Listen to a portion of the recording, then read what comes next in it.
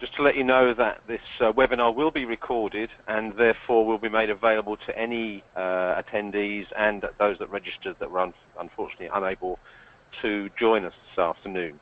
You'll be contacted after the webinar with details of how you can view the webinar. Someone's got their system not on mute. So I think we have, if it's possible to mute your audio, it will help in cutting down any feedback for everybody else. If anyone does have any questions during this webinar, please do unmute yourselves, ask the question, and then again pop yourselves back on mute in order for us to answer. Okay, so we're looking at the subject of contractor management. This e-permits webinar is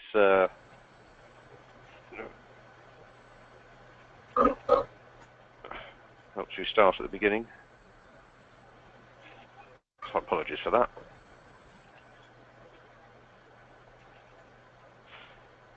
So contractor management is about getting it right. It's potentially a simple thing. It's ensuring that you get the right people with the right and current training, competency and inductions, coming in from the right contractor with the right and the current insurances and certifications, ensuring that they're there to do the right job at the right time in the right place and have the right RAMs to conduct work safely. Pretty straightforward. The issue is always trying to manage all of these things at the time, particularly when people turn up on the door, sometimes unexpectedly, and being sure that you're still going to be compliant if you undertake the work. So the right people, are these the people that turn up? Are they the ones that are specified on the original permit to work? When permits to work are raised, obviously the staff are nominated on there. You need to be sure that on the day the work starts, the right people are there. Have they got the right training and competency? So do these people have all the proper training and certification and it's current? And have they been inducted on the site to do the job that's necessary, whether that's working at height, confined spaces, any high-risk activities? They should have the correct training and competency, and that needs to be checked before they start work. Is the contractor the one specified on the permit to work? Sometimes we do get situations where subcontractors are put onto a job and it's not been necessarily notified on the permit. So is the contractor the right company? Have they got the right insurances in place? So does the contractor company have all the required insurances to do the work on site to the right level? And again, are they current? When we're talking about the right job, have they turned up to do the job specified on that permit to work? Are they working in the right place at the right time to do that work? And finally, have the RAMs that have been submitted for the job correct for that job to be done in that location? All of this has to be checked and done before work can start. So how does e-permits itself look at making sure that all these things are in place before any activity is undertaken on site? So e-permits is a system that is designed to manage compliance, not just from the contractor point of view, but also from the permit issue and authorization process. But specifically, we're going to be looking at contractors from this perspective today. So if we're looking at the details, we're looking at really the data that sits behind the system. And I will show you how the system works very briefly towards the end so you can see how it all fits together. But the key to managing the contractors is having the right information within the system. So if we start, for example, with companies, we have all of the potential companies that could work on our site. I select one here, which is used for our demonstration data. This now gives me information about a company. It gives me details about the address, the contact details, website, and so forth. And I have an option here, are they current? Because if I wish to deactivate one of my contractors for a short period of time, I can do that simply here without having to delete data. Once a company's been deactivated, it cannot submit to you any permits to work requests. As we mentioned earlier on, we're looking at insurances. So here, the contractors need to fill in the information about their insurances. And the four key ones here are the employer's liability, public and product, professional, and contractors all risks insurance. We need to understand who the insurers are, what references there are, what the cover, how much cover there is, and obviously the expiry dates. Information can be uploaded within the system as well. So, for example, I can upload and I can view an employer's liability certificate. This is just an insurance, a car insurance certificate here, but it's just showing you the principle that documents can be put behind the system that will then can be checked by you to ensure they're compliant. This date is used as a trigger. So if I'm trying to submit work, let's say for the 6th of October 2017, the system will flag up that the insurances are out of date, and therefore I wouldn't actually be able to submit that permit request to you. The system will also flag up 30 days prior to insurances expiring. An email will go out to the contractors and to yourselves to alert them to the fact that the insurances will need updating before that date, or they will not be able to submit any permit requests. The tab on sites specifies which of your company sites this particular contractor is allowed to work on. So as an organization, you will have multiple sites, but these are the only ones here that this contractor, specialist contractor, is allowed to work on for you.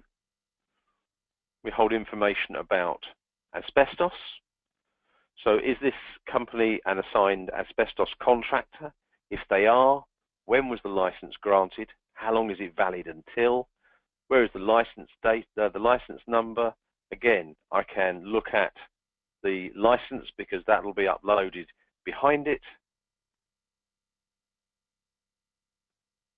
And it shows that the license status is granted.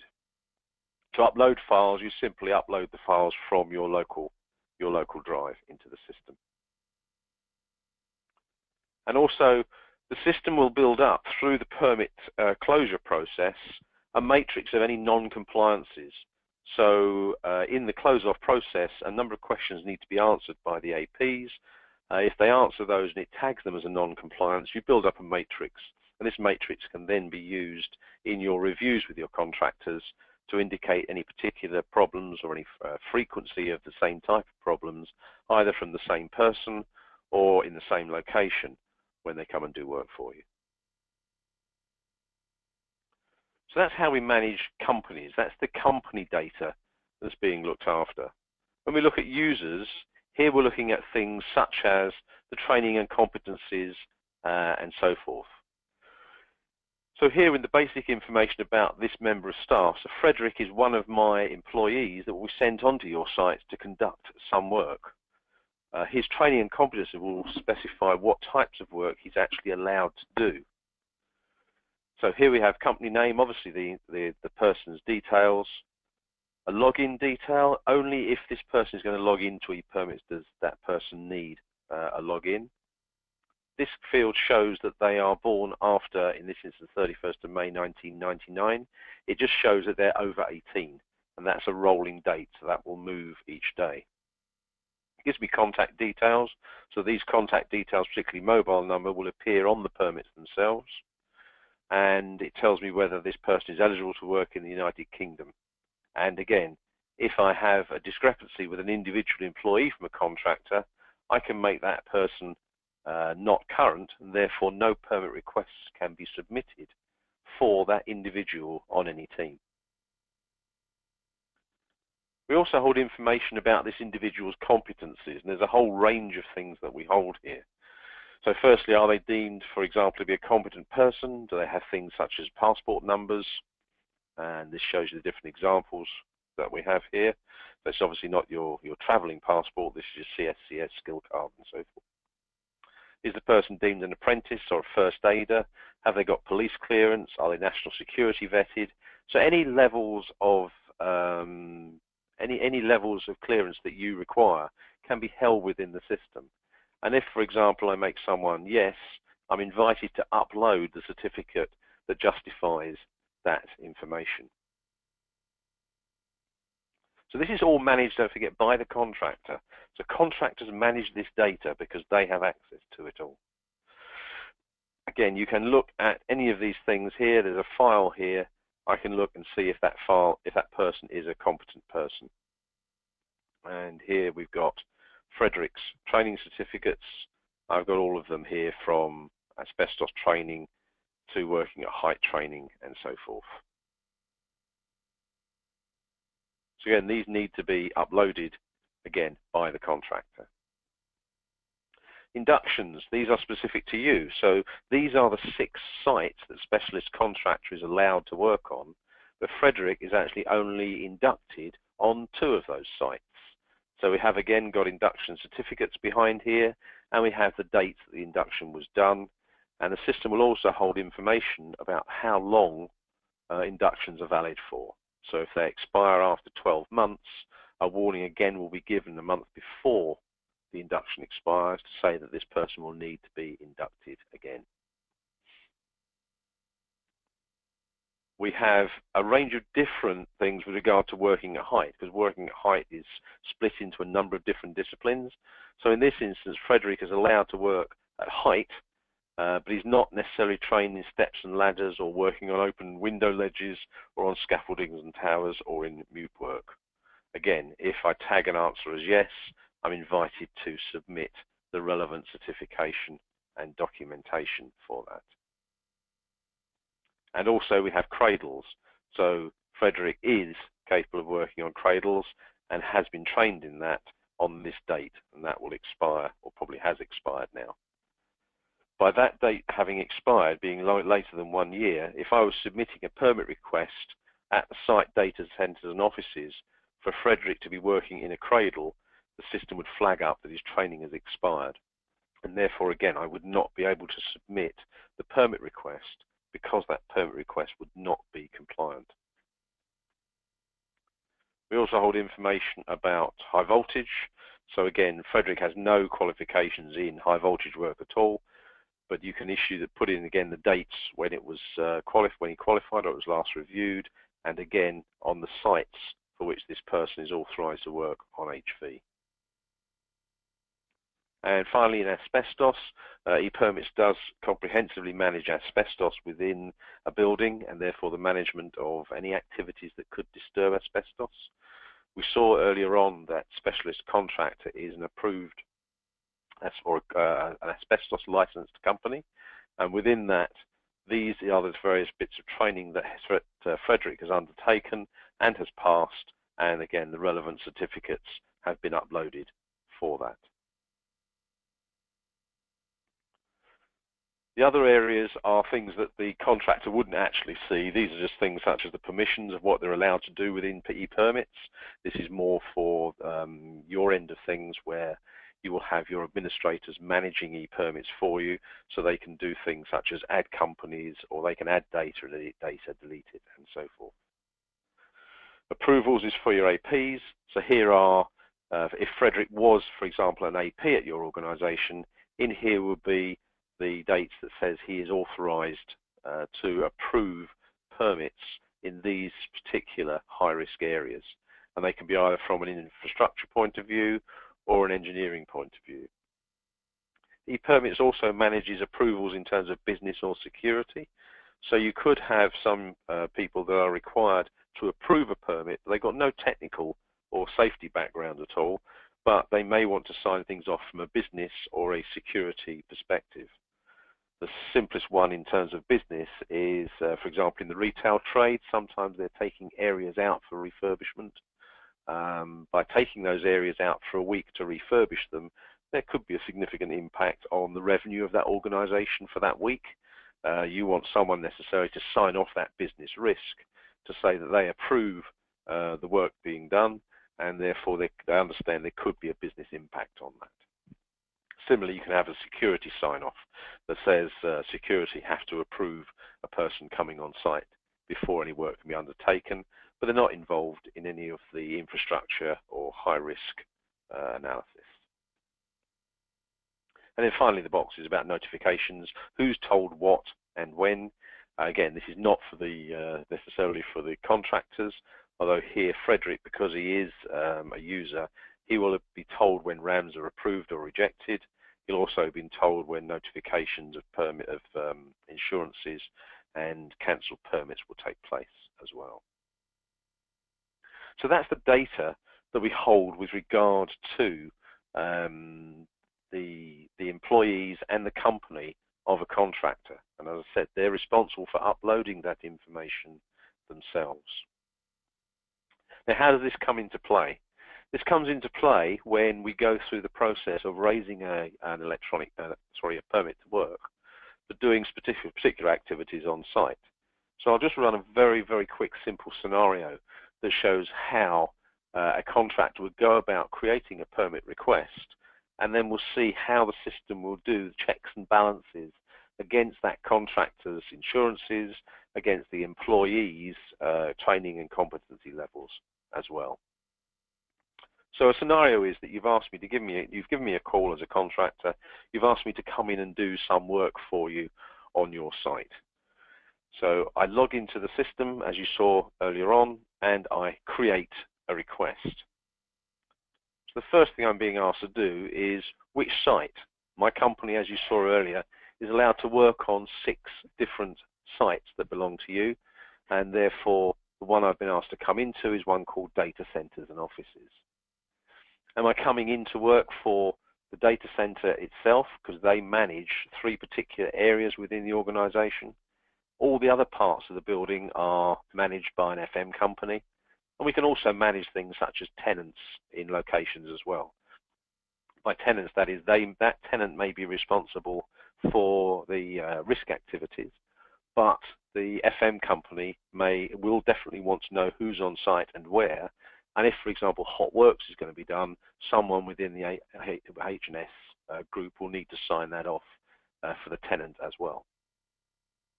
Let's say I'm coming in to work for the FM organization, and now I'm presented with a simple list that says that I'm going to have 6 questions that I need to answer as a contractor. So we need to keep this simple for contractors. I don't mean that in any disrespect to them, but it needs to be a very quick thing. What am I going to do? Who's going to do it? When are we going to do it? Where, why, and how? So first of all, there's the company. That's my company. That's how I logged in. And I'm going to come in to do some work. We're going to do some work on the air conditioning. So I'm sending a chap called Steve Chandler in as the competent person, the team leader. And there's his mobile details that we saw earlier on in the system when we put information about him. We'll put in a chap called Richard as backup. So we've got a team of 2 coming. We've got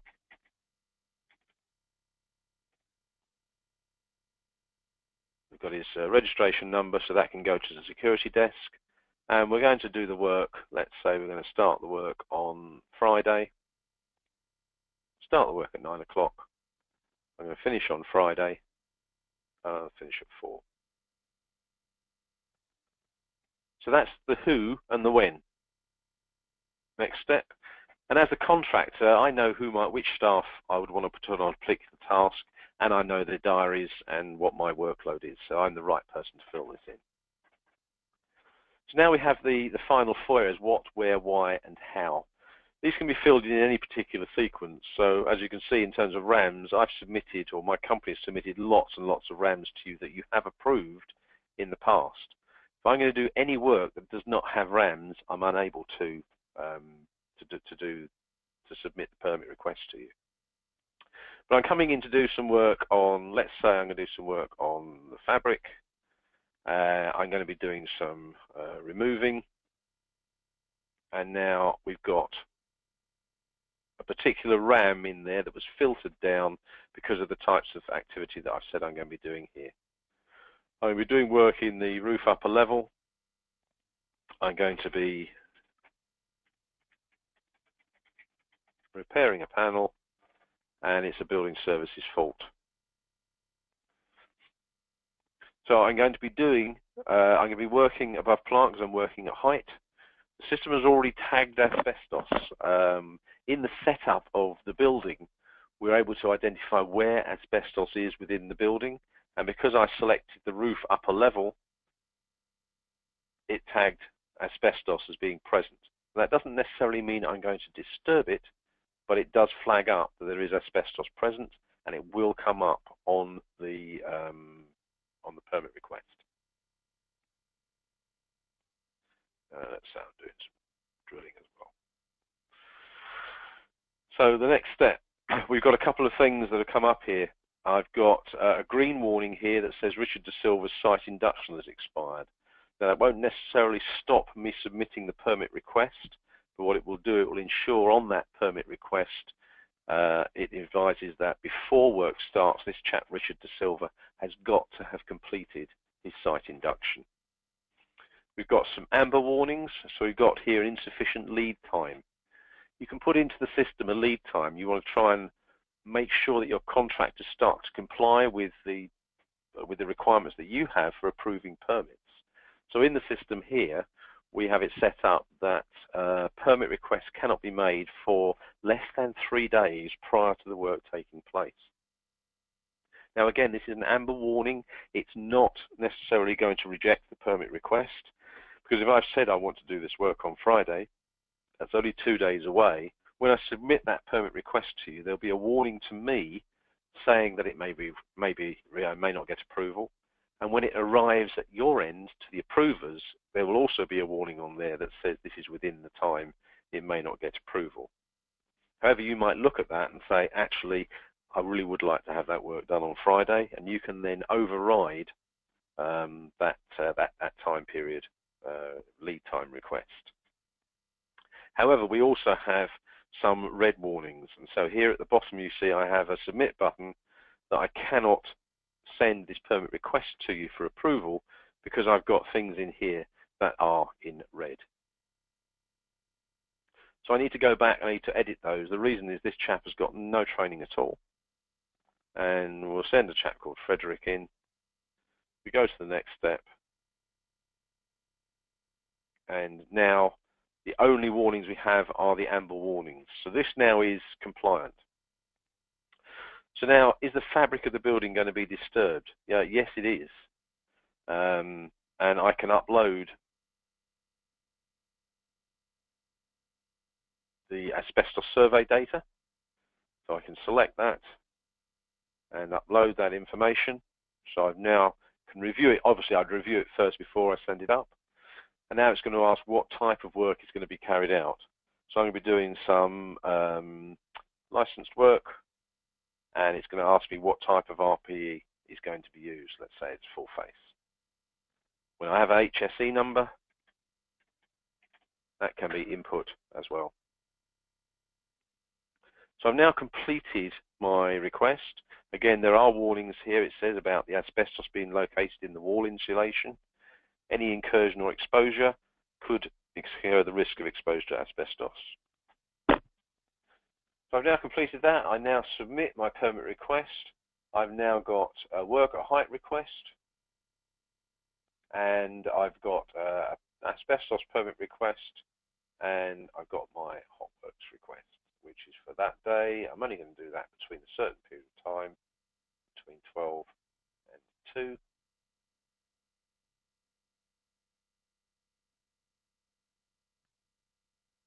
So I will now have a bundle of 4 permits. I will have an access permit that allows me on site, a work at height permit valid between these times, an asbestos permit valid between these times, and a hot works permit. I submit that permit request, and here now are my permit requests that are awaiting approval. An access permit, a work at height permit, an asbestos permit, and a hot works permit. For the system to actually be able to submit that, everything had to be compliant. It had to meet all of the data that we saw earlier on with regard to the company, its insurances and so forth, and also the employees that were on the list. And we saw how Richard De Silva got trapped because his training was not compliant with the job that was going to be done. You'll see come up on the screen here that a permit request has now been sent to an AP for the approval process. So let's log out. Let's log in as that guy, Howard Albury.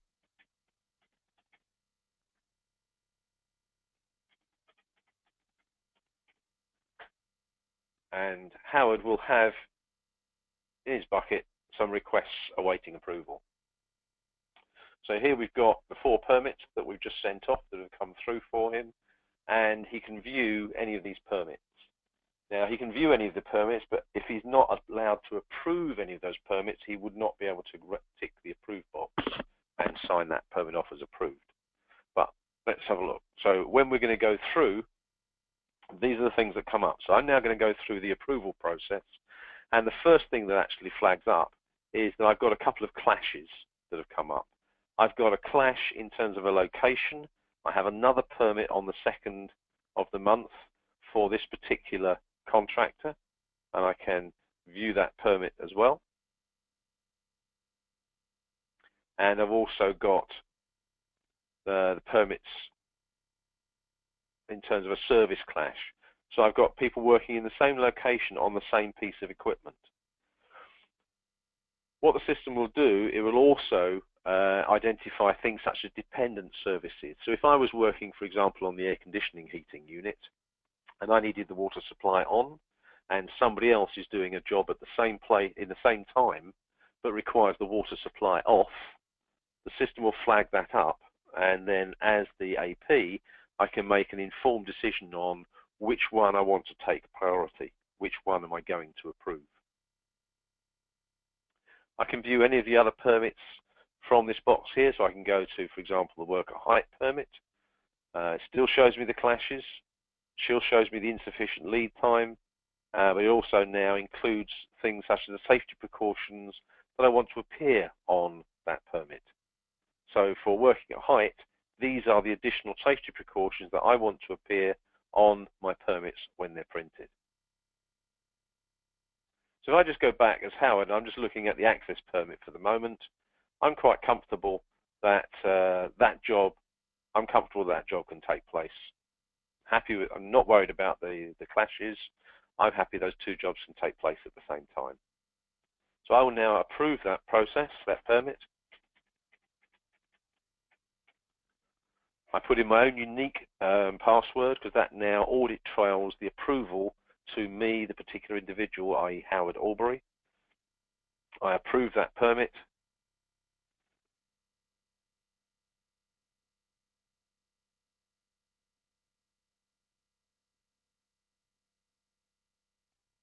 And now the worker height permit could be going to a different individual. For the demonstration purposes, it's going to go obviously to the same person, Howard. But everything gets routed around your organization in the way that you need them routed. So if someone in particular has to sign off hot works requests, or it might be 1, it might be 2, or it might be 2 from 4, whatever the combinations are, whatever your approval process is, it gets replicated in e-permits. And only when permits have been approved can that bundle then be released. So I'll now sign this one off as well.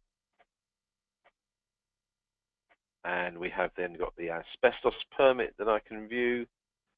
Again, different set of regulations here. I can view the RAMs if I want to. So if I'm sitting here as the AP and I think I just want to double check these RAMs first, they're accessible from the permit request itself. And there's the survey document that I can also look at too. Approve that one. And then finally, I've got the hot works permit, which has got a range of other activities that I'm putting in there as well.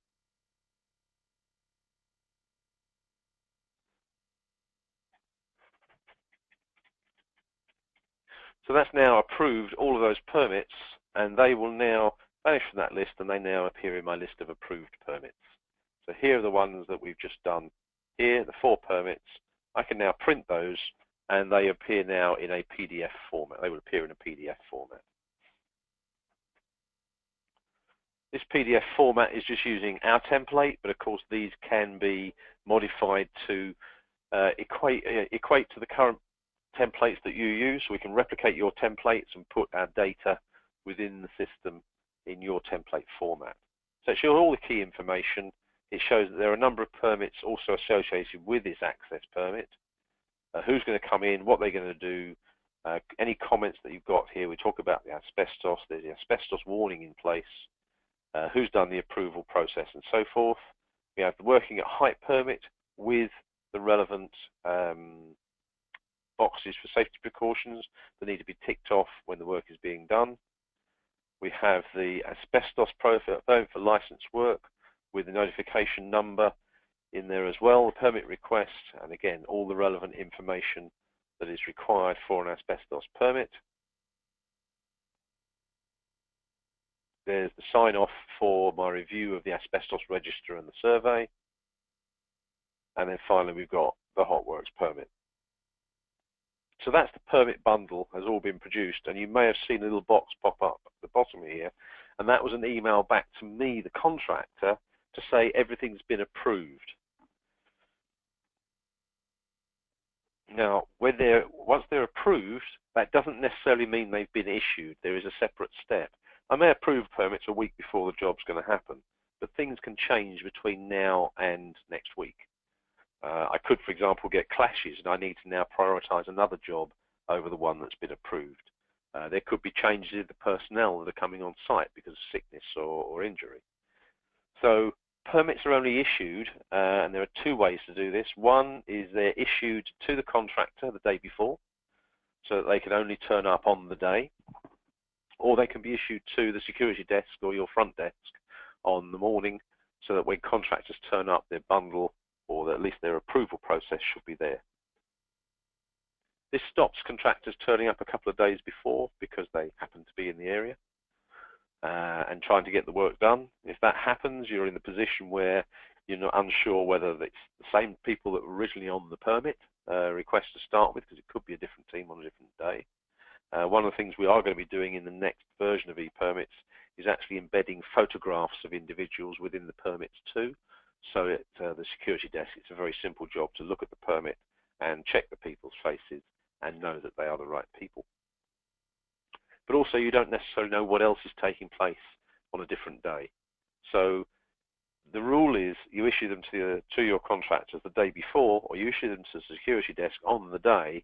And if someone turns up without paperwork or without a permit sitting there waiting for them, they just don't get in. So in the issue process, we issue the permits. So this is now assuming it's on the day, on the 2nd, and they're now in what we call open permits. So these are now live.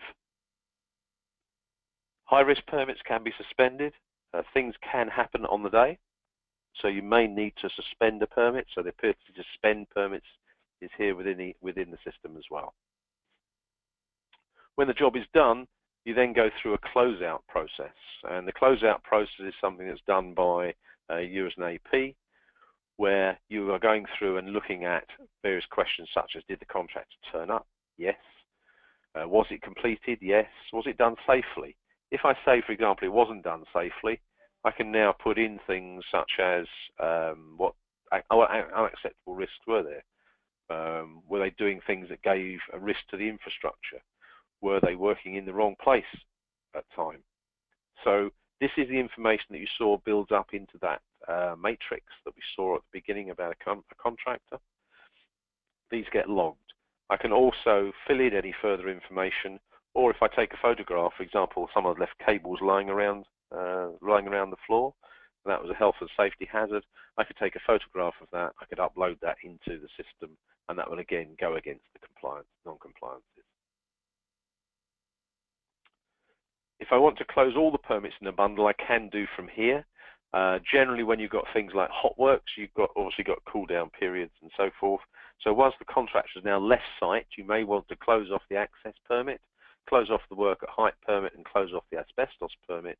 You may want to wait, or someone else may be the person that is allowed to close off the hot works permit. So if you're allowed to close off all the permits in one go, they can be. If I just close off that one,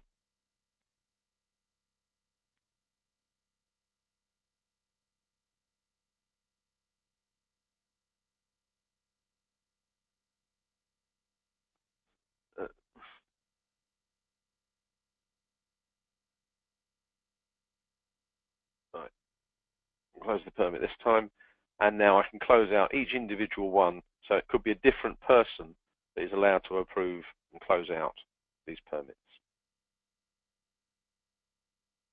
So once that's done, the information is now gone. That's now archived into the reporting system, where you can now access information, historical information about any particular jobs that were done in the past as well. So just very quickly, what that hopefully has shown is that in terms of contractor management and contractor compliance, what we're doing is we're holding information about the contractors within the system. They are responsible for maintaining that information themselves. You have the ability to spot check it whenever you want to, but you have got the confidence that whenever a permit request is submitted to you, you know that it is compliant, because the checks and balances have been done by the system before that permit request is submitted to you. So that hopefully gives you more confidence and allows you to speed up the process of permit approval. Also, it makes the permit requesting process very simple and straightforward for the contractor themselves. So that in effect now concludes the webinar.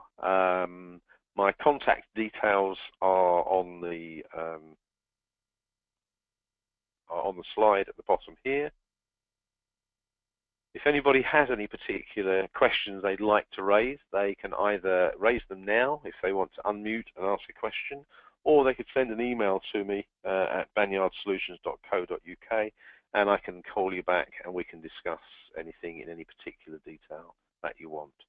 Similarly, if you want to see a more detailed demonstration of the full system on site, again, contact me, let me know, and we can set something up at your convenience.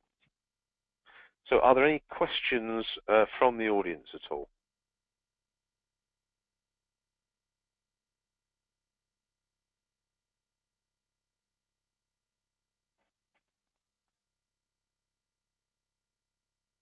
Okay, I'll take that as a no.